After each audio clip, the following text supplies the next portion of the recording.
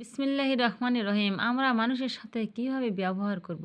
কঠোর ভাষায় কথা বলবো না, রাগ দমন করব, অন্যের সাথে ভালো আচরণ করব, নিষ্ঠুর হইও না, অন্যের ভুলকে ক্ষমা করো, মানুষের সাথে নম্র ভাষায় কথা বলো, আস্তে শব্দ করো, অন্যকে বিপদগ্রস্ত করো না, পিতামাতার উপর দায়িত্ববান হও, পিতামাতার সাথে উফ শব্দটাও বলো না, না বলে পিতামাতার ঘরে প্রবেশ করো না, বকেয়া লিখে রাখো, কাউকে অন্ধভাবে অনুসরণ করো না, ঋণ ফিরিয়ে দেওয়ার আরও সুযোগ দিতে হবে, সুদ নিও না, ঘুষ খেও না, শর্ত ভাঙ্গিও না, বিশ্বাস বজায় রাখো, সত্যকে মিথ্যার সাথে মিলিও না, মানুষের মাঝে সঠিক বিচার করো।